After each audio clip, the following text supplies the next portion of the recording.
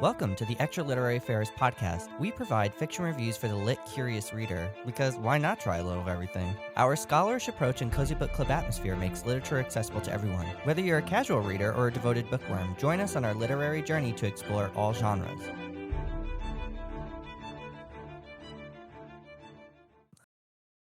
Hello, I am Jennifer, your host for this week's Extra Literary Affairs podcast. Today, Joey and I will be having an extra literary affair with the one and only Ursula K. LeGuin as we explore her iconic short story, The Ones Who Walk Away from Omelas. And before we get started on the story, I would love to do just a really brief introduction of who Ursula K. LeGuin is and was. Ursula was an American author known for her works of speculative fiction, particularly in the genres of science fiction and fantasy.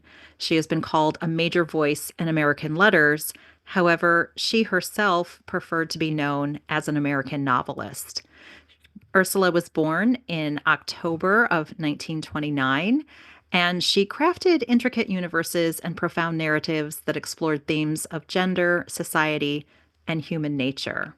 Her most celebrated works include the Earthsea series and the Hainish cycle, which have garnered critical acclaim and a loyal readership over the 8 decades of her life. Le Guin's writing seamlessly combines imaginative storytelling with philosophical depth, making her a towering figure in contemporary literature. Over her prolific career, she received numerous literary awards, including the Hugo Award, the Nebula Award, Locus Award, and the World Fantasy Award. I think we're sensing a trend here. Throughout her lifetime, her contributions to literature extended beyond the realm of speculative fiction, influencing writers and readers across genres. Her legacy continues to inspire new generations of authors and remains a touchstone in the world of imaginative fiction. And we lost Ursula in 2018, but we have this amazing body of work to reference back to. So, what is the story about? Well, I decided I would do a quick summary and give you just a little slice of who Ursula Le Guin is herself. So somebody had asked her, "Hey, what is your story about?" And she really shied away from telling the reader what the story is about. She's like, "Read the story and figure it out for yourself," was basically her premise. And the quote that I really appreciated said, "The application of these 2 sentences to the story and to science fiction and to all thinking about the future is quite direct. Ideals as," and I quote, "the probable causes of future experience." That is a subtle and exhilarating remark. And so I think she really wanted people to use their imaginations and imagine a world in which they wanted to live in. And I'll finish up one last thing about Ursula's sort of directness in her writing style. In the introduction to the version of The Ones Who Walk Away from Omelas that I read, she wrote, "Where do you get your ideas from, Miss Le Guin? From forgetting Dostoevsky and reading roadsides backwards, naturally, where else?" So she tells a really cute anecdote about how you cannot always completely trace back where you get an idea, because the ideas are just going to sort of naturally bubble up. So with all of that intro about who she was and the type of fiction that she was writing, I think it would be great to dive into a short summary of the story. The Ones Who Walk Away from Omelas is a philosophical short story about a utopian city called Omelas, where happiness and prosperity depend on the suffering of a single child locked in a dark basement. The citizens know about the child, and while most accept this as a necessary sacrifice for their perfect lives, a few choose to leave Omelas, unable to reconcile their conscience with the city's moral compromise. The story explores themes of morality, societal guilt, and the cost of happiness, challenging readers to reflect on ethical dilemmas and personal responsibility. Joey, I am so curious to hear what your reaction to the story was.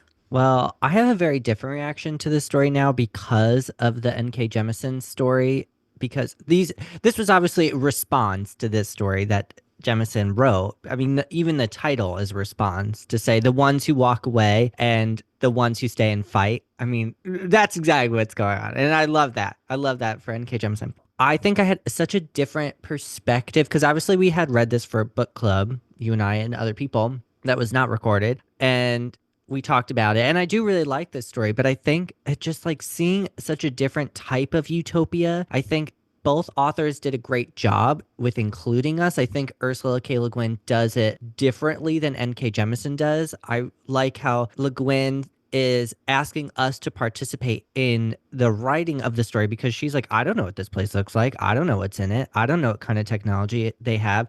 But she draws a boundary at when we are introduced to the child because we're not allowed to make this part up for ourselves. We can't ignore it and we can't erase it. So, I mean, obviously, we'll get into that because it's the meat of the story there. What I like about the difference was that I like that I could imagine everything else. And with N.K. Jemisin, she does a really great job of world building. And it's funny because they're both sci-fi fantasy writers. They both have this skill set and they're both extremely well-known famous writers for these genres. So it was fun to compare and contrast, like what were they doing? How did they create their utopias? And I think the main difference, and I'll end it here, is that N.K. Jemisin doesn't really expect us to give up anything to have a utopia if we are just willing to be empathetic and recognize humanity in one another, where Ursula K. Le Guin is saying you have to sacrifice someone. Somebody has to be suffering in order for this to happen. That's a huge difference to me. And I think we can see that based on the demographic of the author and the time period it was written in. And I'll leave it there. Joey, thank you so much for saying that because this story, I believe, was written in 1973, which coincidentally is right around the time frame that the other author was born. So they are really coming from totally different generations. And clearly the echoes of Le Guin's writing is so evident. And even the way in which the story begins, so many parallels. There's so many parallels. Yeah, we start with a festival. It starts with a festival. There are the horses. There is being by the sea and rivers and the joyousness and how the author in both stories say, I can't describe to you what joy is like. I have no words to describe to you how amazing these places are. But what I appreciated you taking us to, Joey, is the fact that they come to their conclusion very differently from the standpoint that in Le Guin, as you said, there is a price to be paid. It's not a free happiness, a free for all. In the story we read last week, The Ones Who Stay and Fight, it was very simple. You just give up some things. You just give up aggression. You give up hostility. You just make a kinder choice. And Ursula K. Le Guin said, that's not the world that she built. Everything is wonderful except for the one person who has been, for whatever reason, has been singled out to take on all of the pains of society. And that was just really interesting. And I love the fact that she mentions she got that story idea from Dostoevsky, from the brothers Karamazov. There was a very specific quote she said that kind of just stuck into her mind. She read that when she was 18 or 19 years old, and that really stuck with her. But then she read another story by a writer who she credits with having reminded her about the suffering of one and if she would make that choice herself. And so I think she's not trying to tell us what to do. She is asking readers to very clearly think through the implications, as the two titles reflect. Are you one of the ones who will walk away, or are you going to be one of the ones who stays and fights? It's so interesting that Le Guin says, like, we need to sacrifice something, which is what you were just talking about. Like, there has to be some type of sacrifice. Someone has to suffer. As I was reading it this time, I was trying to think, like, well, why? Why did everyone choose that this is a thing? There's no evidence to suggest or support that, I should say, that this child needs to suffer, that needs to be in this room. And it feels like a tradition very reminiscent of the lottery, Shirley Jackson's The Lottery, where it's like, I don't know why we're doing this. We just have always done this. This is how it's always been. This is how we remain civilized people. This is how we stay happy, is because we do this barbaric tradition, or we partake in this barbaric tradition, and everything has always been this way. So why not? And I think the difference is that I don't necessarily want to continuously compare this to N.K. Jemisin, even though I enjoy that one more. But I think there's more of an emphasis on pragmatic solutions. And this is steeped more in superstition and myth,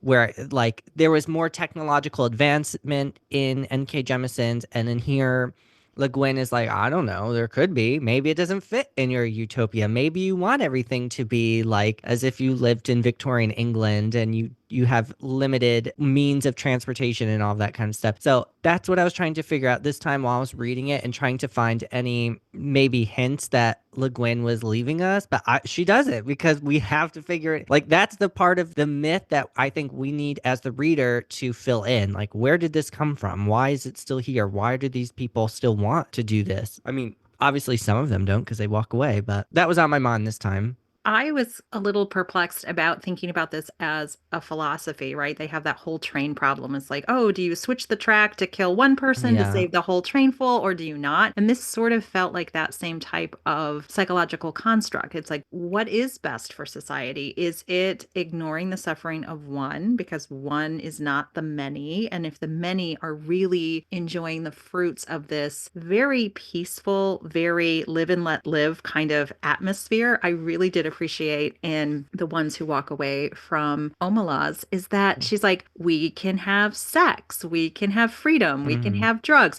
You don't have to do them. Nobody's asking you to do anything. Do what you want. But the one phrase that's just really stuck with me in a really profound way was, the one thing we don't have here is guilt.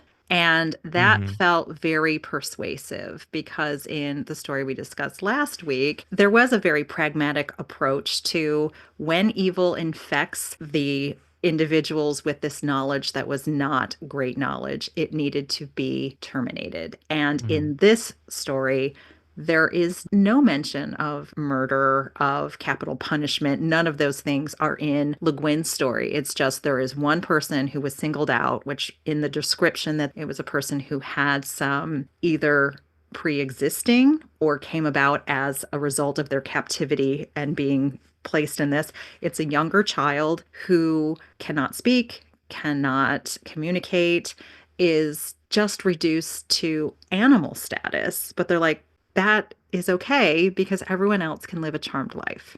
And that was a really huge moral question for me when I think about what was happening in 1973, like all of the Supreme Court type things that were going on. We won't mention the words there, but it was a lot of question about who deserves to live, who deserves to die, who gets to make those choices about reproductive freedom. It was just a very interesting question that was Ursula trying to get us to think, oh, this person, and she actually used the word defective or a word similar to that, that it's, oh, it's okay because the person that we have singled out from our society is a person who wouldn't have a good quality of life anyway. So it's okay. We're going to get away with it. We get a pass because like what kind Hmm. of life are they going to have, as the opposite of what last week's story was with Jameson. She said, yes, even the kids who aren't able to walk are fitted with special mechanisms so they can fly and have that equivalent experience as their other kids. And I just thought, isn't that interesting? It's just an interesting slice of the narrative. Yeah, that's an interesting point. I mean, definitely, I don't know what was really going on in 1973. I wasn't alive yet, but it's not a period of American history that I'm super familiar with. If there were some big decisions being made in the United States, that's definitely something that she could be commenting on. And whether or not I know what she's trying to say with this, I'm not sure. I don't know that I would get that, but it's totally possible. But it's important to keep in mind that there is historical significance, or historical events that are significant to story writing, whether authors are consciously inserting them or not. It's just part of their conscious and it could potentially come out in some way. So it's totally possible. And that would be interesting to know if Le Guin had ever commented on that. But I do want to go back to something that really stuck out for me and I forgot about was the idea of sexual freedom in this story and sexual liberation. I'll read a little bit because I feel like the prose to me are not as good as in Jemison's work. I mean, I'm not saying it's poorly written. I just think like I was more interested and engaged with the writing itself. I'm not saying that this is a poorly written story. It's not, obviously. It's everyone has probably heard of this or not. Okay, anyway, I'm gonna read a little bit from the text. This is like when she starts talking about sex stuff. Okay, I don't need to add that. If so, please add an orgy. If an orgy would help, don't hesitate. Let us not, however, have temples from which issue beautiful nude priests and priestesses, already half in ecstasy and ready to copulate with any man or woman, lover or stranger, who desires union with the deep godhead of the blood, although that was my first idea. But really, it would be better not to have any temples in Omelas, at least not manned temples. Religion, yes, clergy, no. Surely the beautiful nudes can just wander about offering themselves like divine souffles to the hunger of the needy and the rapture of the flesh. Let them join in the processions. Let tambourines be struck above the copulations, and the glory of desire be proclaimed upon the gongs. And a not unimportant point, let the offspring of these delightful rituals be beloved and looked after by all. Now, even though I just said I don't know a lot about this part of history, I think this is probably part of like the movement of like free love, like love who you want, just like, being a little bit more promiscuous and not in a bad way than previous generations. So I could see where that is coming into play if I'm right. I guess I should have researched that a little bit. But yeah, I do like that that part is put in there because one of the parts that you brought up that is so important is that there is no guilt in Omelas. So having these sexual encounters with all of these different people and offering yourself like a divine souffle, which what a way to describe that. And just letting it be a sort of hunger that can be satiated in the same way that a physical hunger in your stomach where you need to consume food or drink water is. Like she's making it more natural to have sex and is sort of, I would imagine, probably still fighting against this idea that you don't talk about sex, you don't mention it, it's dirty, it's you do it in a very specific setting and with a very specific person, and she's sort of like, no, there's no guilt, you can do whatever you want, do it.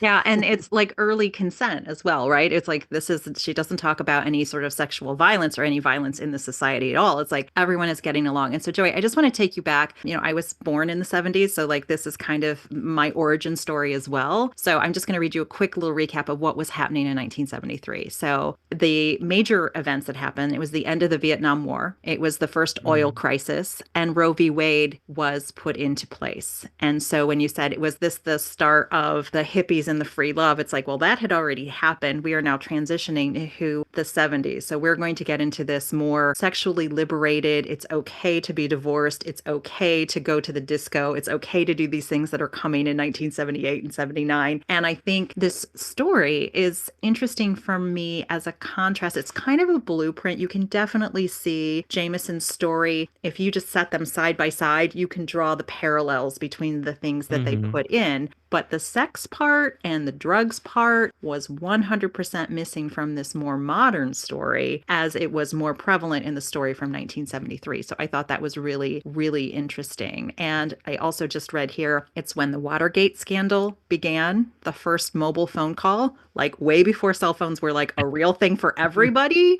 They were invented in 1973. The World Trade Center Mm. opened in New York City. So that was also a nice My landmark. goodness. Bruce Lee had passed away. Oh. And it was just one of those moments, like for me, a very specific moment in history. 1973 sticks out for me for the country's reckoning with if we codify some of these things into law. And so I just think Mm. that's a very interesting perspective that she puts in this sexual liberation piece that everyone can have sex with whomever and however they want in that story. And it is starkly missing any references to any type of sexualized activity in the more recent story, which was written, I think we said that was in 2018. Yeah, it was published in 2020. Yeah, there was definitely no talk of sex or drugs or rock and roll for that matter in N.K. Jemisin's story, but I think it's probably because it's not really necessary to insert that anymore. We don't have to tell people it's okay to have sex with people if you want as long as it's consensual. Like you can do it. Offer yourself like a divine souffle. I'm going to call myself that from now on. I'm a divine souffle. Joey, I really love that. And like those are these beautiful phrases that will kind of echo through you. And I think it's Le Guin also just being playful, right? Although this is a Mhm. very, very serious concept, who deserves to live and who deserves to die, and is there a moral reckoning? And where do the, she said, I was reading an interview with her, and people always ask her, it's like, well, when they walk away, where do they go? And she's like, I don't know. That's Mhm. not the point of the story. And I think it's always interesting we talk about authorial intent. What did she want us to contemplate from reading the story? Is this purely an imaginative read? Is it just for fun and pleasure? Or is there other things that she's trying to lead us to? And I think she's like, you decide. You decide how you want to read this Yeah. story. I feel like she was trying to, and I'm grasping at not maybe not grasping at straws. I mean, I do feel like I have a pretty solid idea of what she's trying to do, but it's probably trying to make us question our own morality. Not, I almost said mortality, and that is very different. Our own morality, and with this utilitarian idea of is sacrificing one for the good of many worth it? And N.K. Jemisin does the same exact thing. As an author, she sacrifices this man who is going to spread the contagion of information from the United States. So I think they're both using that philosophy, or they're thinking about this philosophical idea in a very similar way but under different circumstances where we don't really see the violent part. There's no violence really in it. I mean, she explains in the ones who stay and fight how they do it and what weapon they use and what they target, but that already had happened, or when we were in that scene. Whereas in Le Guin's story, we get a very visceral, there's no walking away from this. Ironically, we cannot walk away from this moment. And I do want to just read the introduction to this scene when we finally meet this kid. They are the atlas of this society, holding up the sky on his back, kind of thing, you know? Okay. To anybody who doesn't know the Greek myth of Atlas, okay? A little nod to that period of history, going Yeah. right back to the Greeks, as we always Yeah. do. They're ever present. Yeah, you can't escape them. They will always get in there. Okay. It starts. Do you believe? Do you accept the festival, the city, the joy? No? Then let me describe one more thing. And before I continue, both authors have to give us some type of violence in order to ground us in the reality, which I think would be interesting to talk about. But anyway, in a basement under one of the beautiful public buildings of Omelas, or perhaps in the cellar of one of its spacious private homes, there is a room. It has one locked door and no window. A little light seeps in dustily between cracks in the boards, secondhand from a cobwebbed window somewhere across the cellar. In one corner of the little room, a couple of mops with stiff, clotted, foul-smelling heads stand near a rusty bucket. The floor is dirt, a little damp to the touch, as cellar dirt usually is. The room is about 3 paces long and 2 wide, a mere broom closet or disused tool room. In the room, a child is sitting. It could be a boy or a girl. It looks about 6, but actually is nearly 10. It is feeble-minded. I don't know when I'm going to stop. I'll just stop when I feel like you get the idea. Perhaps it was born defective, or perhaps it has become imbecile through fear, malnutrition, and neglect. It picks its nose and occasionally fumbles vaguely with its toes or genitals as it sits haunched in the corner farthest from the bucket and the 2 mops. It is afraid of the mops. It finds them horrible. It shuts its eyes, but it knows the mops are still standing there, and the door is locked and nobody will come. I'll read this last sentence. The door is always locked and nobody ever comes, except that sometimes the child has no understanding of time or interval. Sometimes the door rattles terribly and opens, and a person or several people are there. One of them may come and kick the child to make it stand up. Okay, I could keep going because there's a lot to it, Yeah, but Joey, can I just pick up there? Because I think yeah, you're getting to the point that I was just like, oh my gosh, this was crushing, because there is no mercy in the society, and yeah. this point brings it to a close. And so one of them may come in and kick the child to make it stand up. The others never come close, but peer in at it with frightened, disgusted eyes. The food bowl and the water jug are hastily filled. The door is locked. The eyes disappear. The people at the door never say anything, but the child, who has not always lived in the tool room and can remember sunlight and its mother's voice speaks. I will be good, it says. Please let me out. I will be good. They never answer. And for me, that was just so crushing. And as you mentioned earlier in the intro, that our nose is pressed into this reality of these horrible conditions. I think a lot of people can understand what being in a cold, smelly, wet basement feels like viscerally. You can imagine being a 6 or 7 or 8 or 9-year-old kid who's afraid of mops and that musty, smelly, just disheveled kind of place. And the fact that at random, somebody is going to come look at you, give you a kick as if you were an animal of some sort. Like, I don't believe in abusing animals, but people often do horrific things. And the child thinking, I didn't always belong here. There was a life for me before this, and that has been taken from that child for the benefit of society. And the idea that that child is thinking, please let me out. Just please let me out. I will do anything. I promise to be good. I will be good. In the story, the only way the child can quote unquote be good for society is to be exactly who he is or she, to be what I'm going to call the victim of the society's ills. There has to be a target, and you're it. And so I just thought that was super interesting. I mean, it's hard to read because even though we have no connection to this child, really, we don't know what they look like. We don't know their name. We don't know an exact age. We know, well, I guess we do know what state they're in physically, but we don't know if they have brown hair, blonde hair, red hair, anything. We don't know the color of their eyes. We don't know, we don't know anything really about them except for these very visceral, graphic descriptions of their physicality. So it's hard to read because on one hand, if we go back to this utilitarian philosophical idea that you naturally want to be like, oh my God, get this child out of here. Why are you doing that?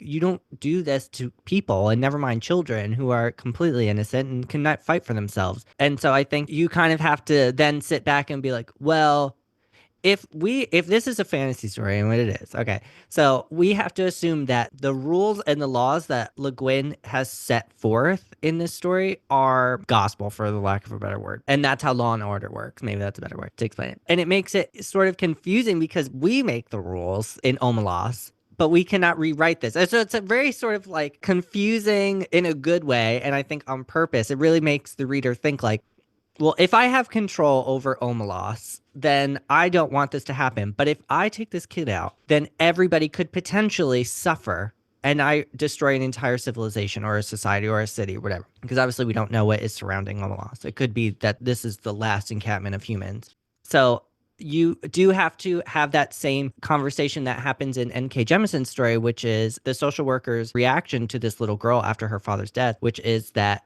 they're confused because you're saying that this one life was worth more to you than everybody else's, which is obviously what I'm talking about, utilitarian. So it's just, I really enjoyed the way that she posits this idea because it makes it so complex, where N.K. Jemisin, obviously there's nuance to it, but it's a little less ambiguous because we're like, oh, okay, we get it. She gives us a logical reason and we can get down with that. Well, if you want to, you obviously don't have to, but in this story, there's a lot more complexity to it because it's so shrouded in mystery that we don't know what the outcome would be. We would know in the other story, but in this one, anything goes. We have no idea what the outcome will be if we release this child. What I was also thinking about how these two stories had some similar echoes, that there is a definite message that adolescent children through the society are introduced to this topic. So I just want to read a continuation of where we were in that story, where we're getting introduced to the child who is in the basement of the world, basically. As you said, it's holding up the whole linchpin of the entire society. I'll just read quickly. They all know it is there, all the people of Omelas. Some of them have come to see it. Others are content merely to know it's there. They all know that it has to be there. Some of them understand why, and some do not, but they all understand that their happiness, the beauty of their city, the tenderness of their friendships, the health of their children, the wisdom of their scholars, the skill of their makers, even the abundance of their harvest and the kindly weathers of their skies depend wholly on this child's abominable misery. This is usually explained to children when they are between 8 and 12, whenever they seem capable of understanding, and most of those who come to see the child are young people, though often enough an adult comes or comes back to see the child. No matter how well the matter has been explained to them, these young spectators are always shocked and sickened at the sight. They feel disgust, which they had thought themselves superior to. They feel anger, outrage, impotence, despite all the explanations. They would like to do something for the child, but there is nothing that they can do. If the child were brought up into the sunlight, out of that vile place, if it were cleaned and fed and comforted, that would be a good thing, indeed. But if it were done in that day and hour, all the prosperity and beauty and delight of Omelas would wither and be destroyed. Those are the terms. And so I just thought that was so beautifully articulated in both stories that children of a certain age are susceptible to the outrage, to question, why is this happening? Is this fair? And I think that echoes my own lived experience as a child. You kind of grow a conscience at a certain age and you're like, wait a minute, why? This world doesn't seem quite right. Like something, this isn't fair. And the idea that kids are exposed to that young enough to start sort of understanding the rules of the road. This is our society. Like, this is how we do it. And she says that, sometimes the kids even walk away. They're like, I don't want to be part of this. I don't know what's out there, but whatever this is, that doesn't speak for me. I don't want to be part of that. And I thought that was just like a really interesting parallel between those two stories of like, how does that manifest itself? Yeah, one of those sentences I specifically highlighted because I was like, what an interesting way to write this. Then when she says they feel anger, outrage, impotence despite all the explanations. So to me, that was like an unexpected word, impotence, to be thrown into that very short sentence because you would expect something else, but she subverts our expectations by saying they were outraged, they were angered, but they were impotent. They could not help the situation. So I think again, I'm sorry, I had to keep comparing these stories, but I think the difference in these stories is how the education is provided to these children and the context that it's given. Because in Omelas, they are shown this child and they say, that's the reason why we're all happy, is this child suffering. And in Umhalat, good for me, remember all these names. In Umhalat, they are given the context of this is what happened in the past. It was not great. And that's why we don't do that anymore. And these are the solutions that we have implemented and are continuing to implement in pragmatic ways. So Joey, the light bulb came on for me when you said that. It's like they are not hiding history, facts, culture, consequences from these Mhm. children. They are putting that front and center. And I think that is a Yeah. really interesting parallel with much different responses. Like the children Yeah. respond, I think, a little bit differently.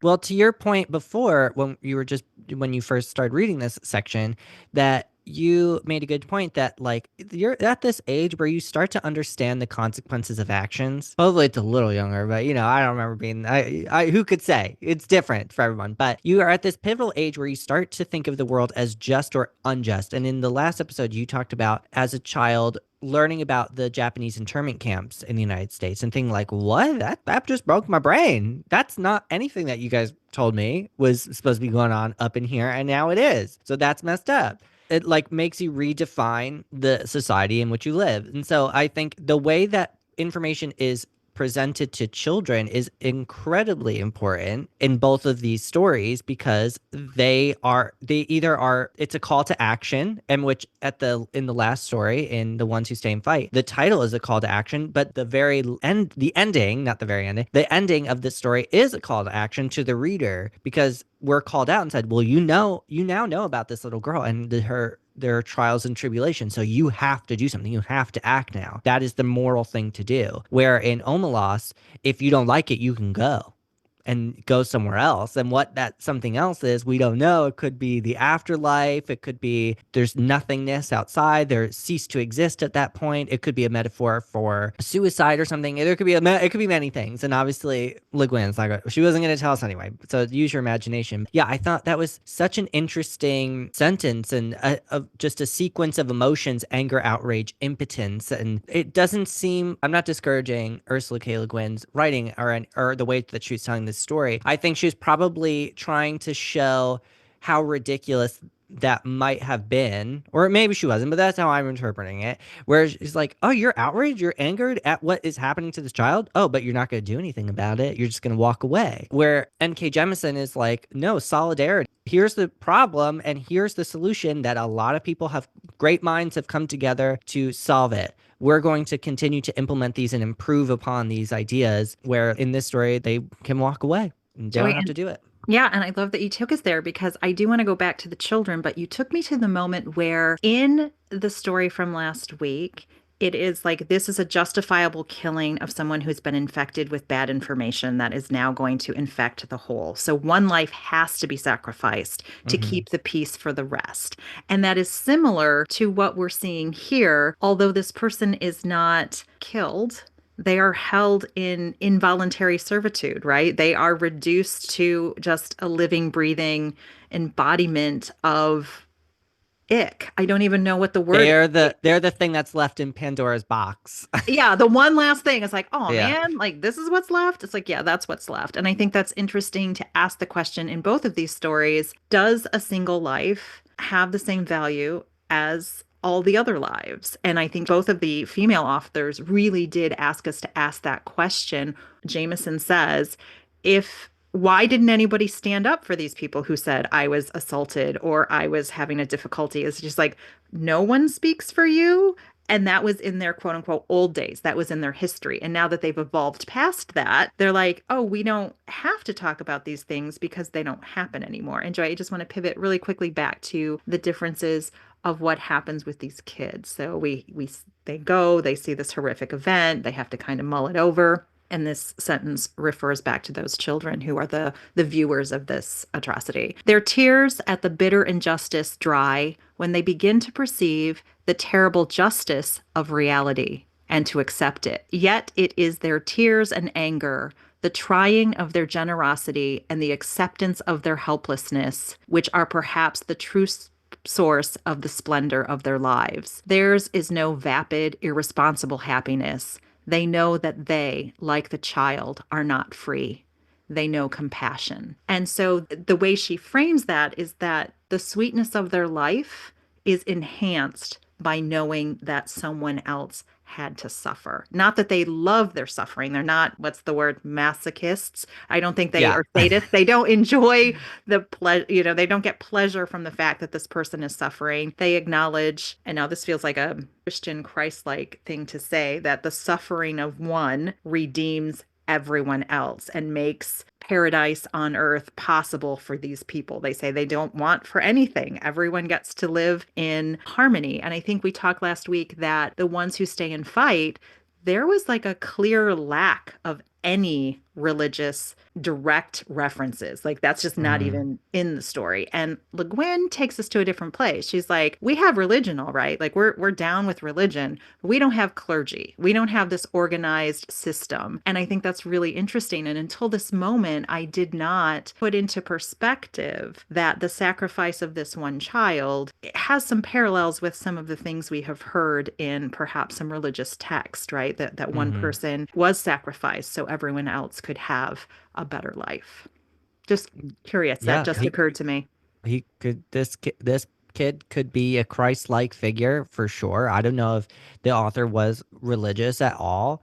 I would imagine she probably would have put it in there if she wanted, if she was religious. But I mean, it's a good point, and it's something that is also just as embedded into our cultural consciousness as current events that are happening in your contemporary moment. Even if you're not religious, you know that story because it's just ubiquitous. But yeah, it's interesting to think. I feel like that might change the way that I see the story if we think of this child as a Christ figure, because yeah, that just changes. That feels like I need a lot more time.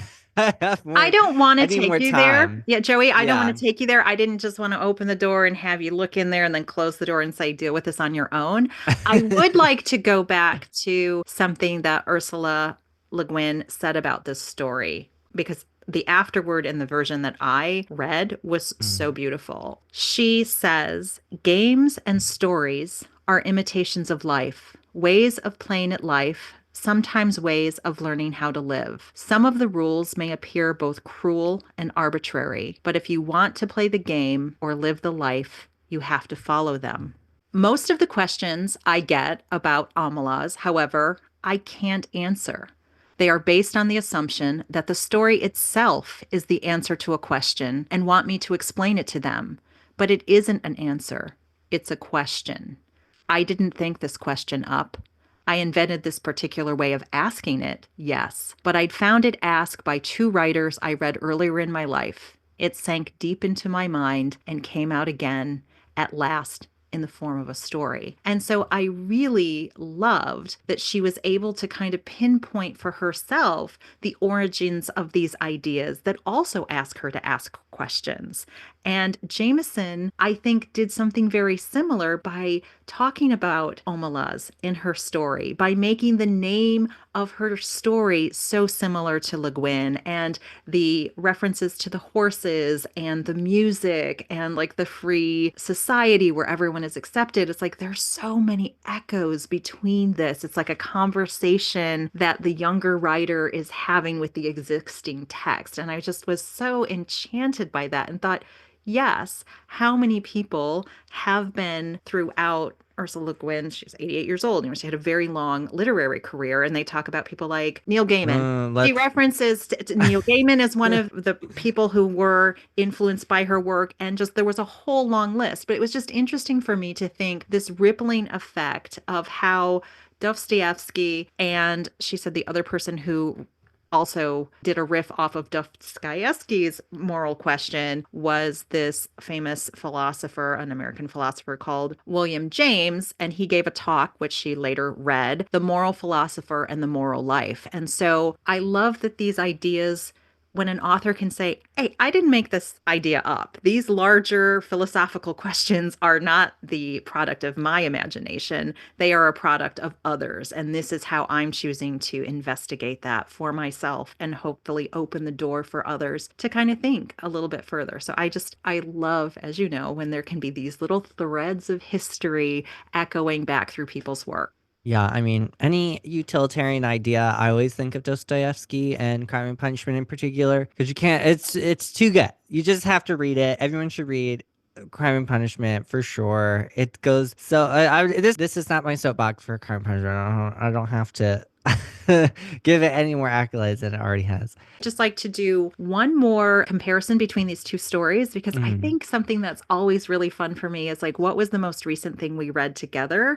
And does that influence how we are experiencing the next piece of literature? And what I appreciated about both of these authors, separated by quite a big period of time in which they are writing, is that they both said there's joy in these societies. And I can't explain to you with my words what joy is. You have to see it to Mm. believe it. You have to help me with the power of your imagination to define what joy is for you. And that they both very skillfully sort of denigrate their ability. They're like, I just have these words on a page and they are not going to be adequate to the task at hand. So let's acknowledge that these words are not adequate. And that reminds me if we had some other writers who, your pal, you know, Mr. Argentina, Buenos Aires Prince, the very own. Borges. Correct. And he often says, he's like, wow, look at the power of language. But even though we have all the words and they are so amazing and we can put them in any combination, they still don't quite capture the essence of this experience, no matter how skillfully you can put them together. And as we have Hmm. spoken before, he is just such a master and he really is so evocative and beautiful. So for him to be like, yeah, even I That's my don't boy. get this. Yeah, he's like, even I can't. I mean, you might think this is great, but this is like a little sliver of what true lived experience is like. So I just really appreciated being able to have these writers objectively say, as much as we think literature can change the world and can help enlighten people to themselves and humanity, you're never going to get it through just reading a book. You have to live it. Yeah, I do. I think that's a good place to wrap up instead of being like, this was so sad, this child. I mean, yes, it was. But yeah, you're right. There is a lot of joy in these stories. They both start with festivals, which I obviously is not a coincidence, but it just demonstrates that despite any sort of societal ills or other things that could be happening, that there is still time. You can still try and make time for joy. And you do that by making community and connecting with your fellow human beings, because you cannot have a utopic society if you don't talk to other people. You have to have it can't be a utopia of one, although like me sitting at home with my dog sounds pretty much like a utopia to me. I think that's the message that they're trying to convey, so thanks for bringing that up, that at the end of the day you need to connect with your fellow human beings in order to create a society that is beneficial for all and equitable, which is very important. Absolutely. Thank you, Joey. So I look forward to next week's conversation because you hinted at it in the episode earlier that we are going to talk about Shirley Jackson's Yeah. The Lottery. And I think some of these themes also come up. And I think it's just such an interesting. Oh wait, we're not talking about the lottery, we're talking about the witch. Oh, well, no, we're going to do both. Actually, I have been talking of the lottery like there's nobody's business. So, oh, sorry, total pivot. We are definitely going to talk about the lottery because I think some of these themes are important. But I also think we will talk about the witch. So maybe we'll do like a twofer. We'll figure that out. I really think it's interesting for us as well, as we've taken this pivot, that we are reading women from different time frames who are grappling with some of the same topics in very specific ways. And I really appreciate that and look forward to the conversation and learning a little bit more about Shirley Jackson next week. Absolutely, gonna be so much fun. Thank you for listening to the Extra Literary Affairs podcast. We hope you enjoyed today's discussion. And don't worry, it'll be our little secret you stepped out of your literary comfort zone.